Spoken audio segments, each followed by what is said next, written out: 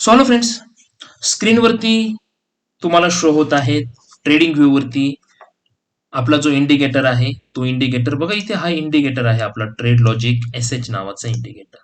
तर या इंडिकेटर मध्ये वेगवेगळे 3-4 इंडिकेटर जे आहेत ते आपण दिलेले आहेत. तर स्टेप बाय स्टेप हे इंडिकेटर कसे वापरायचे ते या व्हिडिओमध्ये जे आहे ते मी तुम्हाला सांगणार आहे. सर्वप्रथम तुम्ही लोकांनी एक चांगला डिसिजन शेअर मार्केटमध्ये मोठं होण्याचा एक चांगला डिसिजन जो घेतला आणि त्या डिसिजन नुसार जे आहेत आपल्याला कुठेतरी मोठा पैसा बनवायचा आहे ह्या अपेक्षेने तुम्ही या सॉफ्टवेअरकडे या इंडिकेटरकडे बघता ते. परंतु मी तुम्हाला सांगेल की कुठल्याही प्रकारची काही करायची नाही. तुम्हाला जे आहेत हा ऍक्सेस लाईफ टाईम असणार आहे. तुमच्याकडे जे आहेत तुम्हाला या इंडिकेटरने एक वेल्थ क्रिएट करायची आहे. तर जोपर्यंत आपल्याला ह्या गोष्टी समजत नाहीये ना तोपर्यंत ट्रेडिंग करण्याची लगेच लालसेपोटी काही करण्याची काही करू नका. तर स्टेप बाय स्टेप आपण जाणार आहे. जर ह्या व्हिडिओमध्येही नाही समजलं तर तुम्हाला जे आहेत ना आमच्या टीमला कॉल करून त्या गोष्टी विचारायच्या आहे. परंतु व्हिडिओमध्ये तुम्हाला 100% ह्या गोष्टी समजतील. नसल समजत तर परत परत जे आहे तो व्हिडिओ जो आहे तो तुम्हाला इथे बघायचा आहे. तर सर्वप्रथम आपल्याला इथं तुम्ही लॅपटॉपवरती किंवा मोबाईलवरती हे वापरत असाल तर इंडिकेटर नावाचा ऑप्शन येतो. त्या इंडिकेटरच्या ऑप्शनवरती आपल्याला जायचंय.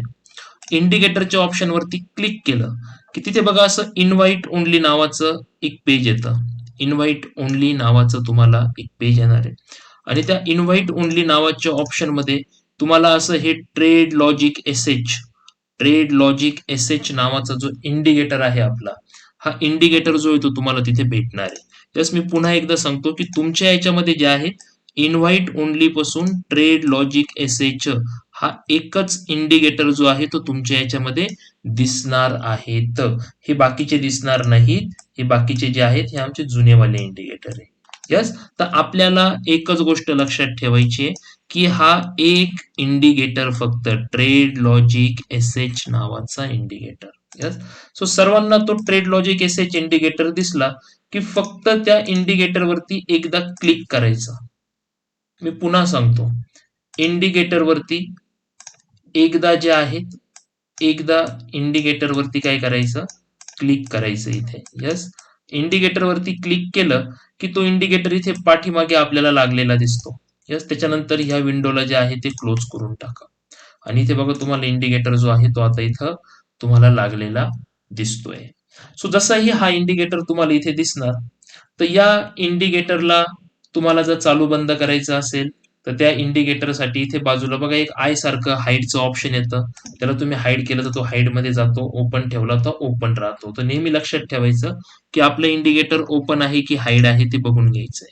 दुसरं जे आहे इथं तुम्हाला वेगवेगळे ऑप्शन ह्या इंडिकेटर मध्ये दिसतात. यस. तर त्याच्यामध्ये सर्वात पहिला ऑप्शन दिसतो आपल्याला चार्ट टाईप, दुसरा दिसतो ट्रेड टाईप आणि त्यानंतर खाली हे वेगवेगळे बॉक्स जे आहेत ते तुम्हाला इथं दिसतात. सो ह्या बॉक्स नुसार कसं काम करायचंय ते मी तुम्हाला जे आहे ते सांगणार आहे आता. तर जाऊया आपण आपल्या इंडिकेटरकडे. तर सर्वप्रथम जसा हा बँक निफ्टीचा फ्युचरचा चार्ट लागलेला आहे तर मार्केट पॉझिटिव्ह आहे की निगेटिव्ह आहे हे बघण्यासाठी आपल्याला जायचंय आणि आपल्याला ऑन करायचं आहे ट्रेंड अनालिसिस. जसंही तुम्ही ट्रेंड अनालिसिसला ऑन करणार बघा इथे याच्यावरती मी इथं क्लिक केलेलं आहे. ट्रेंड अनालिसिसला ऑन केल्यानंतर इथं ओके नावाचा ऑप्शन येतोय खाली दिसतोय. त्या ओकेला आपण ओके म्हटलं की यानंतर इथे एक बॉक्स ओपन होतोय की ज्या बॉक्समध्ये तुम्हाला सांगितल्याप्रमाणे तुम्ही आपल्या फ्री वेबिनार मध्ये बघितल्याप्रमाणे तुम्ही जर बघितलं तर हे पॉझिटिव्ह पॉझिटिव्ह आणि निगेटिव्ह निगेटिव्ह आपल्याला एवढंच जे आहे ते चेक करायचंय. जर पॉझिटिव्ह पॉझिटिव्ह असेल तर मार्केट वरती जातं, निगेटिव्ह निगेटिव्ह असेल तर मार्केट खाली येतं. तर हे ट्रेंड अनालिसिसचं इंडिकेटर, ट्रेंड अनालिसिसचा जो बॉक्स आहे त्या बॉक्सनी फक्त आपल्याला मार्केटची दिशा ओळखता येते. त्या बॉक्स प्रमाणे आपल्याला मार्केटमध्ये काम करायचं नाही हे लक्षात घ्यायचंय. यस. दुसरा ऑप्शन जो आहे, दुसरा ऑप्शन बघा इथे तुम्हाला येतोय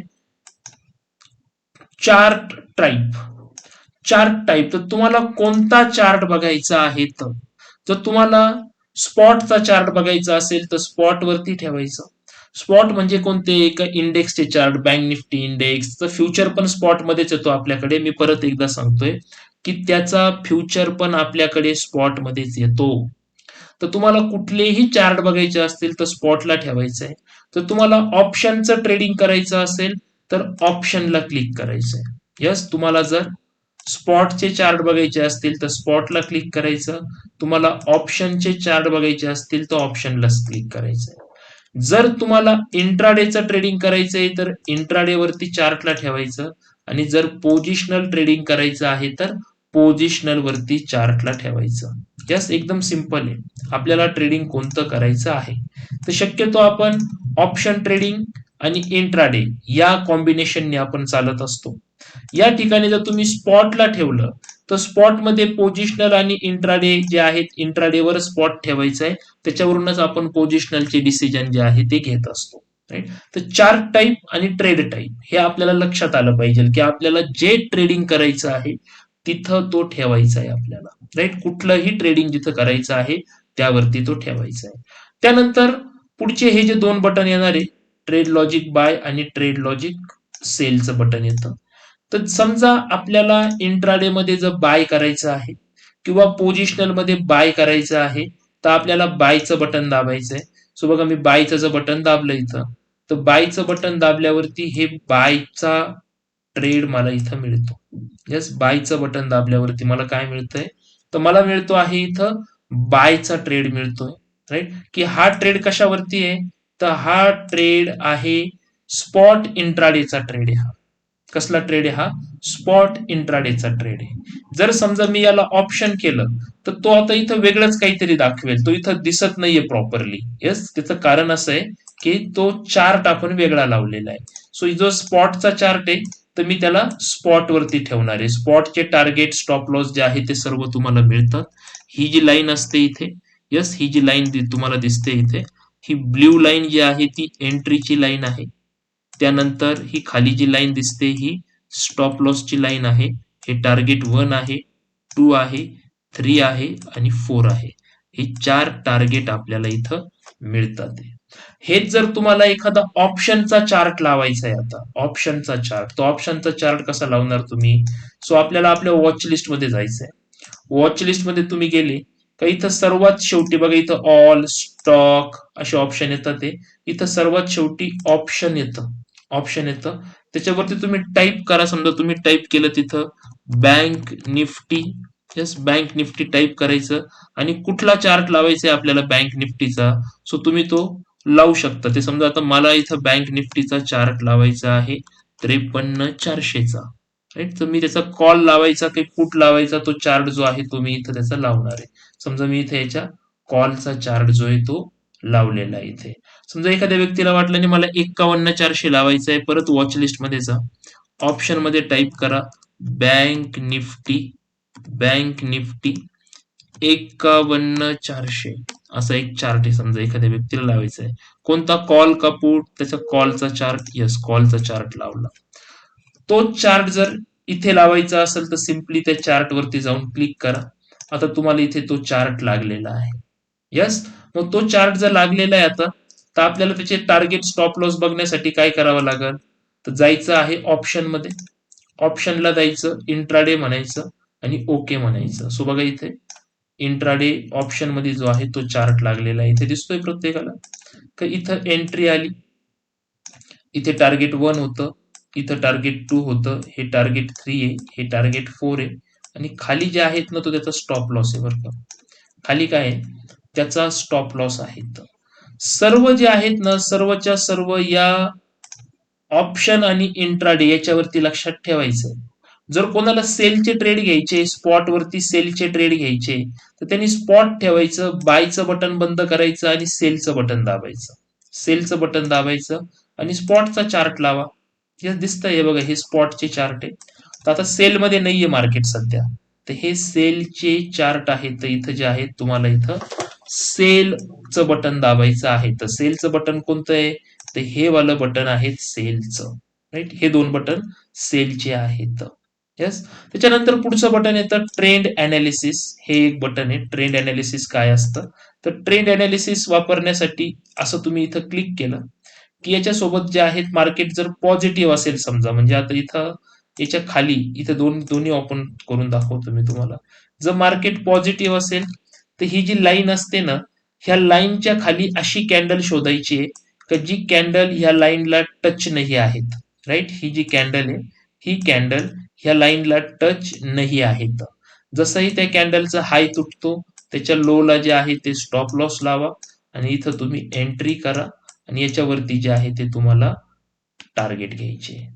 समजा हेच जर मार्केट निगेटिव्ह असेल, इथे मार्केट जर निगेटिव्ह असेल तर आपल्याला लाईनच्या वरती कॅन्डल शोधायची, जसं की इथे भेटलेली बघा.